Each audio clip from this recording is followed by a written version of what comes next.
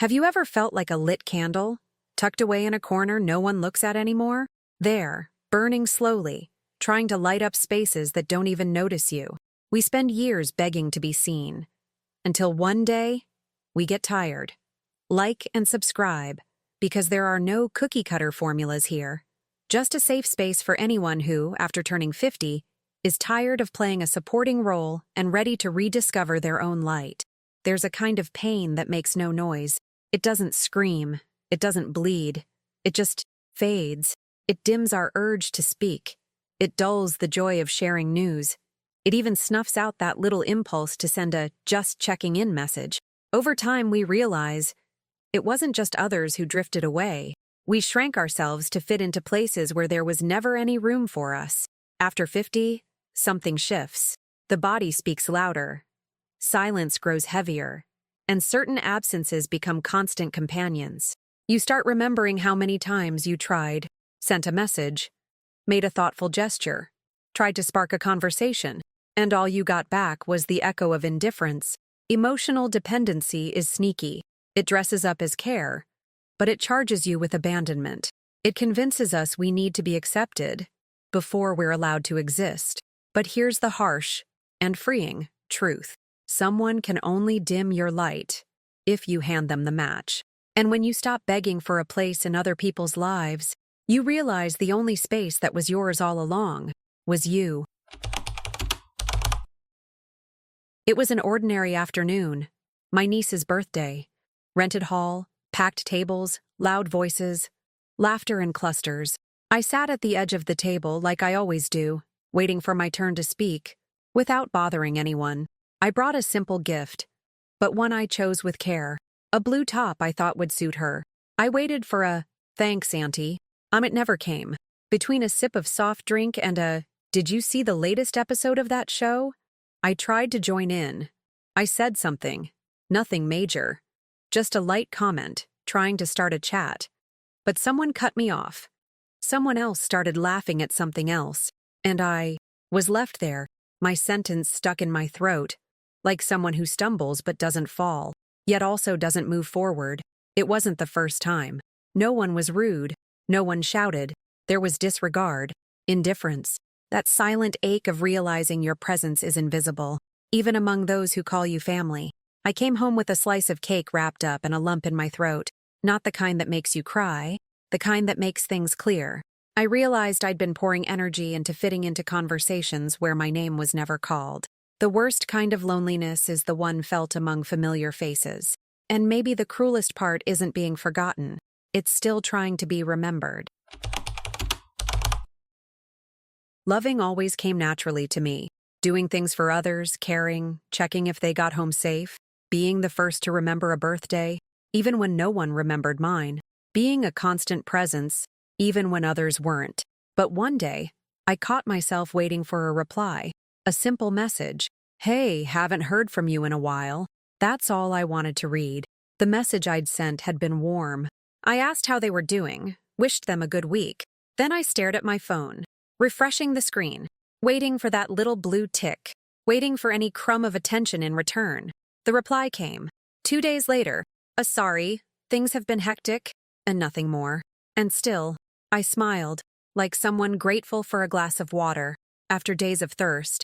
But the thirst was emotional, and that drop of attention only reminded me how parched I was inside. That's when it hit me. I wasn't loving. I was begging. Begging for attention. Begging to be remembered. Begging to be seen as someone who still mattered.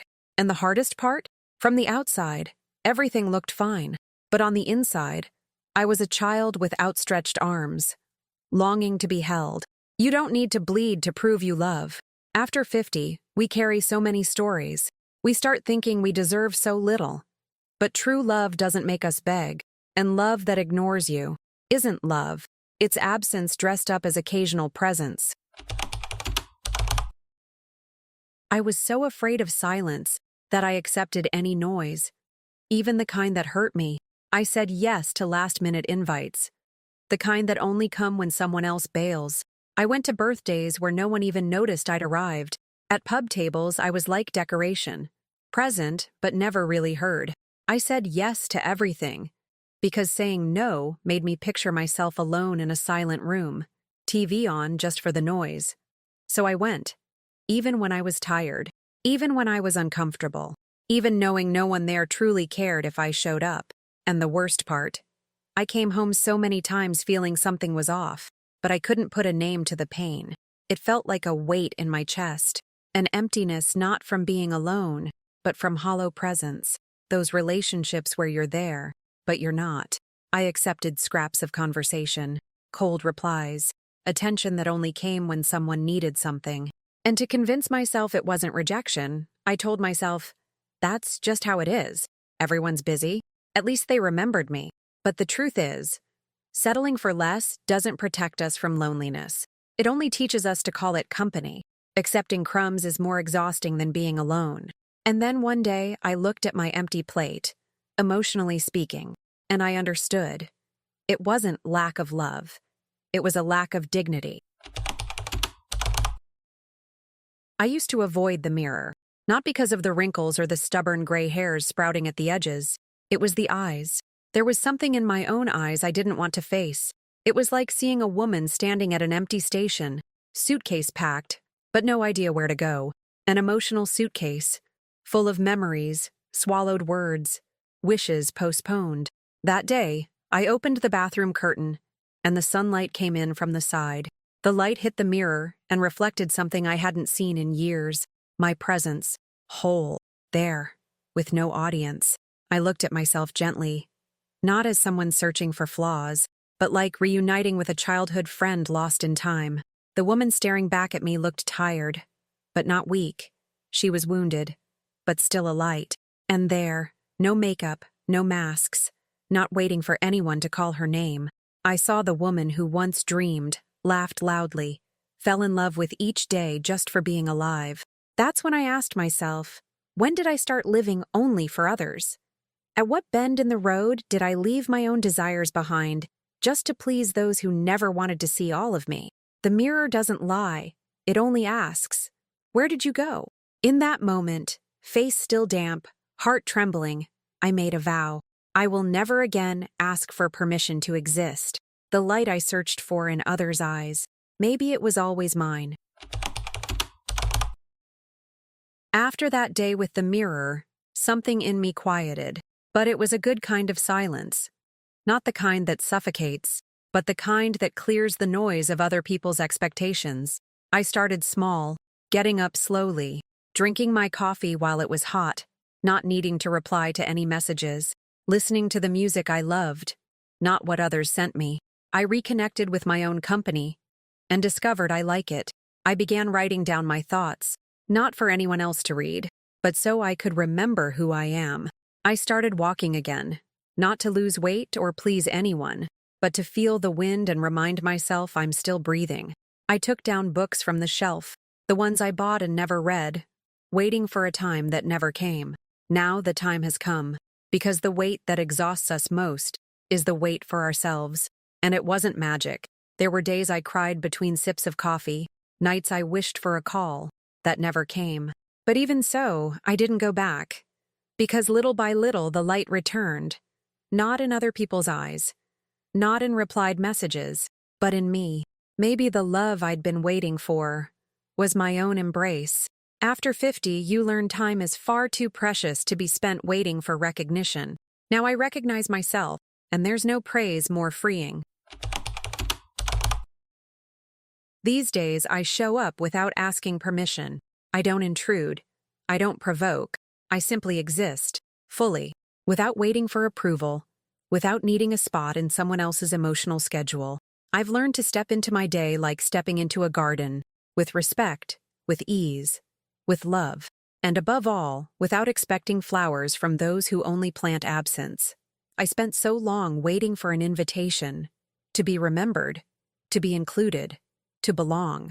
But now I know. I am the host of my own life. I no longer need to be invited to sit at the table of my story. If someone wants to join, let them come with truth. If not, may they go peacefully. But me? I stay. I stay with myself. I stay whole. I have my quiet mornings and my simple rituals. A tea that warms, a journal that listens, a song that sees me, And it's not loneliness, it's rest. It's finally stopping the race for attention and beginning the offering of presence. Not being remembered hurts, but remembering yourself heals. After 50, I stopped begging for a place in other people's lives and built a home within myself. Today, I live without applause, but with a light soul, without an audience, but with shining eyes, because at last I see myself. Life after 50 can feel like a vast emptiness if all you do is look at who left. But if you turn your gaze inward, you'll see the light still flickers. You're not late. You're not forgotten.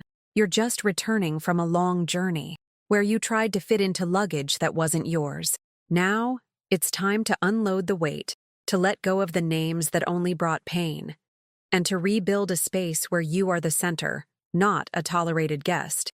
Maybe the love you were waiting for from others was simply asleep inside you. And today, by no longer asking for space, you made space for yourself. If you felt something, leave a comment. I read them like letters life never delivered to me. And tell me, when was the moment you dimmed your light just to be accepted? Don't forget to like and subscribe to the channel. Thank you, and I'll see you in my next video.